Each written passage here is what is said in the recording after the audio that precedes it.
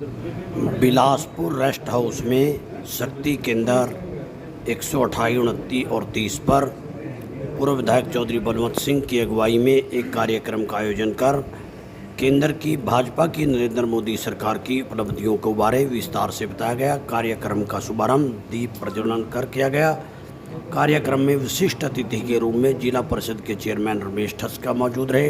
कार्यक्रम की अध्यक्षता मंडल प्रधान नरेश सैनी बंसीवाड़ा ने की। कार्यक्रम में मंडल व्यासपुर के भारतीय जनता पार्टी के भारी संख्या में कार्यकर्ता सदस्य शक्ति केंद्र प्रमुख उपस्थित रहे। मंच संचालन जिला महामंत्री सुरेंद्र बनकट ने किया। मार्केट कमेटी के पूर्व चेयरमैन विपिन सिंगला भी कार्यक्रम में मुख्य रूप से उपस्थित रहे। चौधरी बलवंत सिंह ने एक प्रेस वार्ता के माध्यम से केंद्र की मोदी सरकार की 11 वर्ष की उपलब्धियों के बारे सभी शक्ति केंद्र प्रमुख भारतीय जनता पार्टी कार्यकर्ताओं को बताया और कहा कि यह एक स्वर्णिम काल है। जितने विकास के कार्य आम जन के लिए इन 11 वर्षों में हुए, इतने पहले शायद कभी नहीं हुए।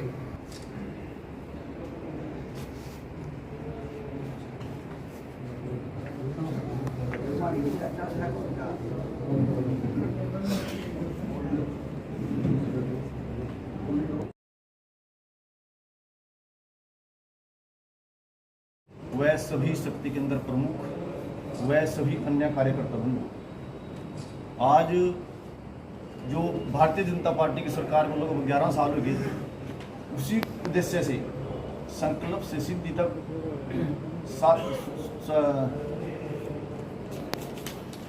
योग से भारतीय जनता पार्टी की सरकार 1914 में हिंदुस्तान में बनी। माननीय नरेंद्र मोदी जी के नेतृत्व में सरकार बनी और 14 से पहले कांग्रेस के 10 साल का राज था।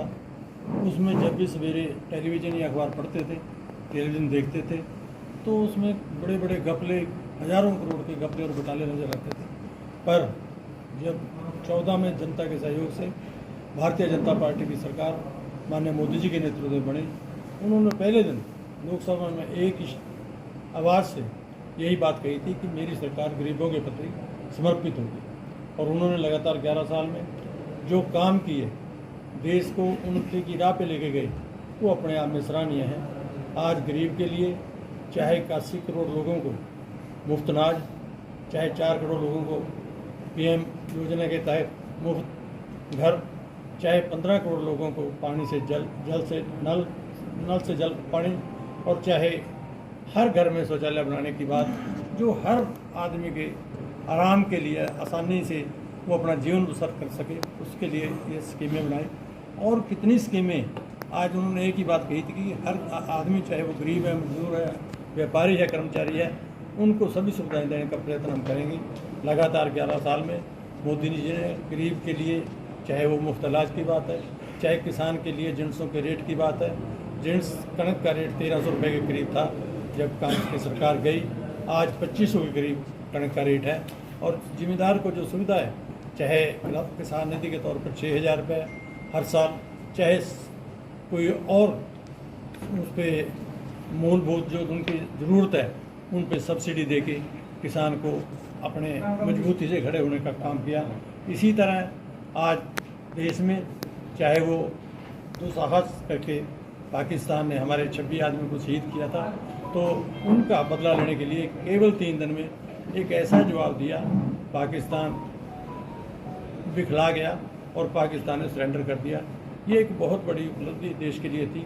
आज चाहे देश में, चाहे सड़कों का जाल है, चाहे हाईवे है, चाहे आप रेलवेज़ हैं, वंदे भारत ट्रेन हैं, चाहे सैनिक शक्ति है, आज उसका प्रमाण माननीय मोदी जी ने 11 साल में आज दुनिया को दिखा दिया।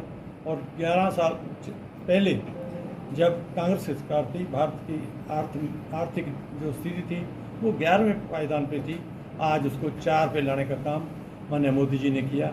आज चाहे वो 370 हटाने की बात थी, चाहे 3 तलाक की बात थी, चाहे राम मंदिर का निर्माण था, वो सारे काम करके आज देश को सर्वोच्च बढ़ा दिया।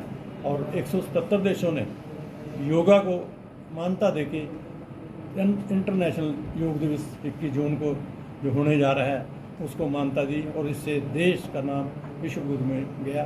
तो आज जो भी काम है, उपलब्धियां तो इतनी हैं, अगर एक एक गिनाएं तो 2 दिन भी लग सकते हैं, पर मोटे तौर पर आज जो काम हर वर्ग के लिए किए वो अपने आप में सराहनीय है। और अमृतकाल, विकसित भारत का ये अमृतकाल है।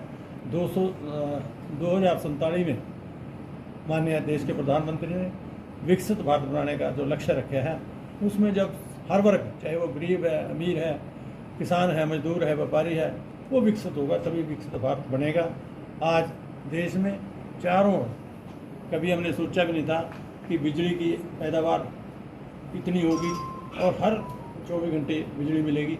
हरियाणा प्रदेश में भी माननीय मनोहर लाल जी ने, माननीय नायब जी सैनी ने, जो मुख्यमंत्री हैं, उन्होंने देश में बिना पर्ची खर्ची के नौकरी देके, 24 घंटे बिजली देके और विकास के नए आयाम स्थापित करके जो काम किया वो अपने आप में सराहनीय है।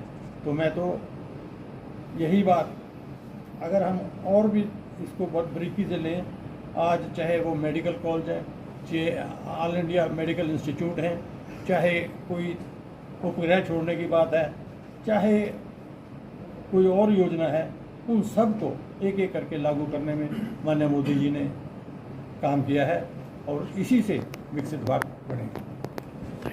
मीटिंग के उपलक्ष्य में और जो प्रेस कॉन्फ्रेंस के लिए आज सभी को बुलाया गया था और हमारे आदरणीय विधायक जो कॉन्फ्रेंस के माध्यम से आपको भी, और मैं आपको एक बात और भी कहना चाहूँगा